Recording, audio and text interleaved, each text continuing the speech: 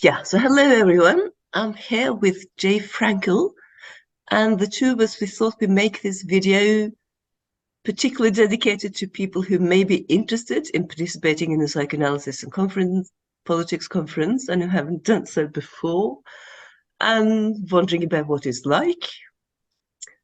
So I could just start by saying that these conferences, they're interdisciplinary and international, and it's now been going for 13 years. And we had conferences in a number of different European countries. So far it's Barcelona, Berlin, Budapest, Copenhagen, Helsinki, Lisbon, London, Paris, Oslo, Stockholm, and Vienna. And I'm Lena Auster. I'm a doctor of philosophy, and I've written a lot about psychoanalysis as well.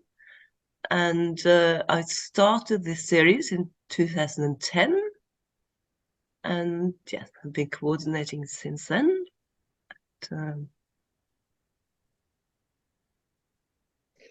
Yeah, so let me come in here. I'm Jay Frankel, by the way, and I am a psychologist and psychoanalyst. Been practicing for many, many years. About a dozen years ago, I became interested in the intersection of psychoanalysis and politics because psychoanalytic trauma theories seem to have a lot to say about what was the authoritarian turn in the world. And I've written a lot about clinical topics, and I've written in the last years also about authoritarianism mainly. So I've been going to these conferences since, I guess it would have been 2013 in Helsinki. And that was my first, and it was just a terrific experience. And I've been to not every single one, but almost every annual conference since then, and participated both in terms of giving papers and listening to other people online during the pandemic. I found the conferences very, very valuable, really the best conferences for me. They're very different from most conferences. The usual conference format is there's a panel, 3 or 4 people give a paper. The limit is 15 or 20 minutes. There's some discussion, and then the panel's over, and the next panel starts on a completely different topic with completely different people. And, 100, 200 more people. Psychoanalysis and politics, it's like a community. Each conference becomes a community and leads to kind of builds an ongoing community. But what happens, the conferences typically are 3 days long and are limited to about 40-ish people per conference. And one thing happens at a time. One person gives a talk or a paper or a presentation, and they have 30 minutes to do it. Really, there's 50 minutes in total, 30 minutes for the presentation itself, and another 20 for discussion. And then there's a few minutes for coffee and chatting in between, and then we start again. But it's always the same people. Everybody is expected to go to everything. And there's only one thing happening, as I say, at any moment. So it evolves very quickly into a community and into an extended conversation. Yeah, so I could just add on because everything takes place in one room. So there's no parallel sessions, and all the papers have the same length as well. And we all be seated in a U shape, also to encourage the dialogue between people as well, to emphasize the quality of them. Yes, that's right. I mean, it's very egalitarian. There's no plenary speaker and less important or less featured speakers. And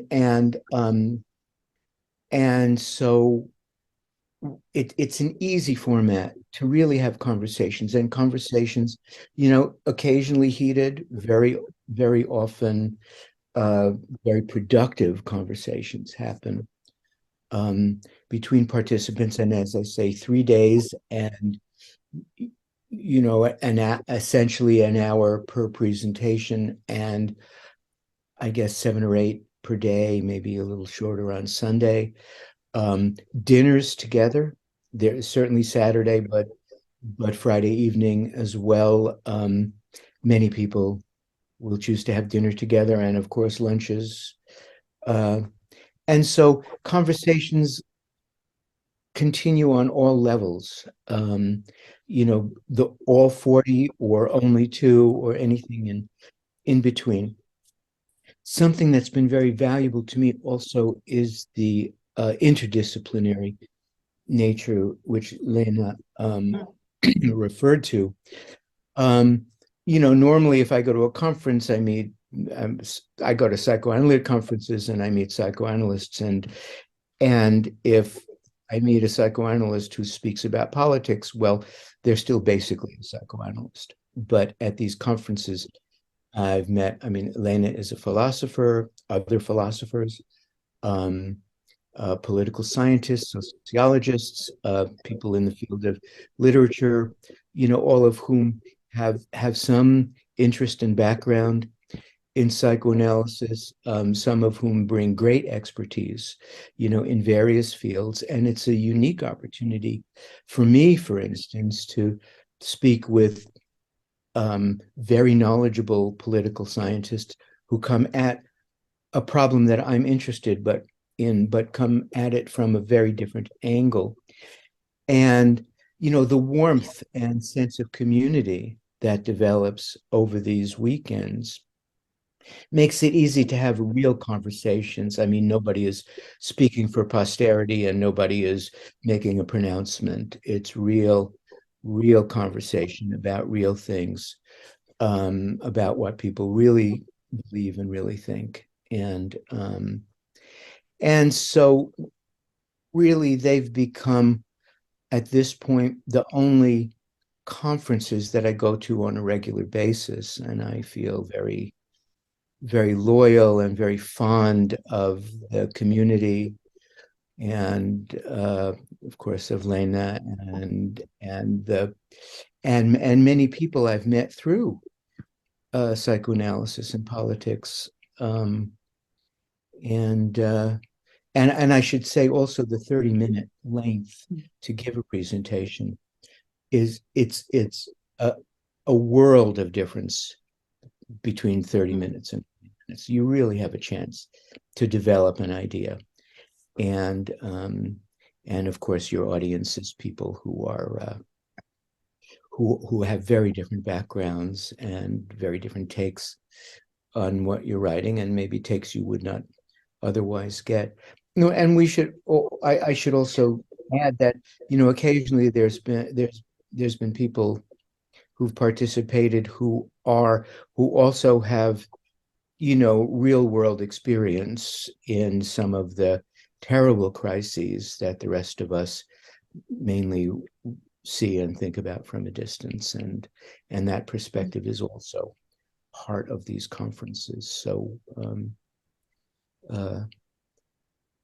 yeah, thank you. That's really, because I do think it's important, the diversity of perspectives, so to say, that people come from many different countries and different backgrounds and different fields, and then meet, to have real chance for proper dialogues with each other. And so my thought is, as it's not really, the point isn't to have one big superstar, so to say, but it's much more of a focus on the dialogues between people and the people taking an interest in each other, basically, throughout. And yeah, that's right. And I should say as well, you mentioned the international differences, and of course, people's more direct experience is where they live.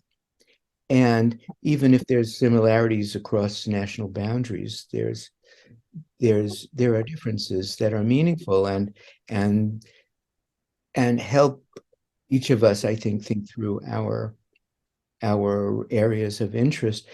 And I should say generational differences as well. I'm kind of Yeah, on the I think that's a old good to have both sort of older and more established people and younger new people. and young and new people who are very welcomed, I must say. There's a level of intimacy, a level of welcome and friendliness and relaxation that is very unusual for a I think conference. actually twice it's happened that a mother has brought her daughter, where the daughter is young, and that's really nice. I think. Yeah. Um, I actually there was a thing I thought I'd mention because as a motto for the conference that happened to be because all the borders were closed, you happened to have only people from Norway, which was unusual in the autumn of 2020. Um, so I added on that quote that goes, "Thou shalt not oppress a stranger, for you know the heart of a stranger, for you were strangers in the land of Egypt," which is and I think that's very meaningful to me, actually, also because I spent so many years being a foreigner in Britain. So having the sense of seeing all those social situations and conferences from that point of view, which also sort of has made me think, sort of wanting to think practically, what can we do to be more inclusive towards all the people who are coming from without? And Yes. um,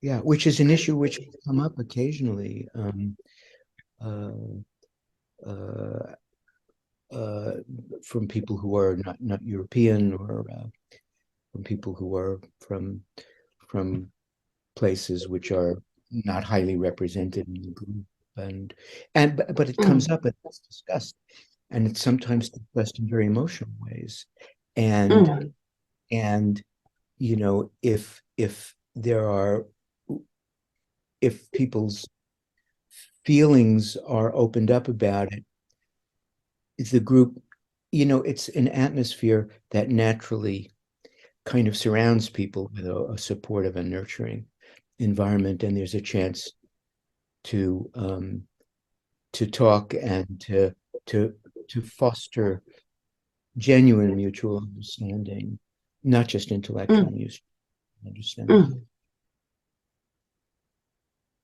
Yes, Yeah. So, good way of putting it. Yeah. but that's the way it feels. I mean, it's a conference that's more satisfying and fulfilling even than other conferences, which may be intellectually very stimulating or gratifying in other ways. Um, uh, you know what? If I go to a different, I'm glad we can edit out things because um, if if I go to a different conference and I have worked very hard on the paper and I feel it's something new and I may come away from the conference feeling, oh, I did a really good job. Oh, I really got some interest. But that's not how I come away from these conferences mainly. I come away feeling I got some really interesting feedback. I met some really Mm, interesting. I really learned something new, and it's something I can take back home with me and work with. So mm. that's very fulfilling in a way that conferences often are not. No, I tend to agree, and that it's often very focused on time so short. I have to get enough, hurry up and have enough time to present my paper. And once I've done that, it's straight on to something else, and nobody's really heard anyone else properly because they're so focused on the No, that's right. And short time then if you have, frame. And I'm sorry, if yeah, no, that's then if there's a panel with 3 or 4 papers, um, the discussion may a paper that one person presents may not get very much discussion at all, or it may easily be overlooked.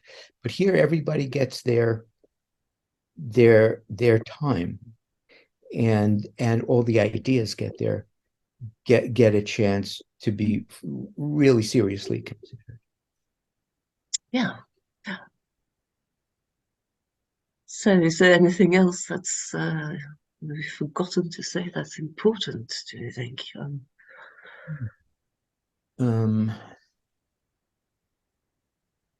Lena always chooses great restaurants for the Saturday dinner. Yeah. And I suppose that there tends to be a group of people who come again and again, a group of regular participants who are sort of loyal and want to come back, not necessarily every year, but frequently. Yeah. And then always some new people. So a good mixture. And then always some local people as well. It's I mean, often the conferences are held in the rooms of the local psychoanalytic society. Sometimes yes, sometimes no, but the local people tend to be represented in these conferences, and it's a chance to have a little more insight and view of the local scene, both psychoanalytic and otherwise. Yes, that's true. And often we're very warmly welcomed by the local psychoanalysts there. And I think that also makes it special for people who come from other countries to see the rooms of that particular psychoanalytic society. I do feel that that's sort of makes it more authentic and interesting to them Yeah, to meet yeah. them there.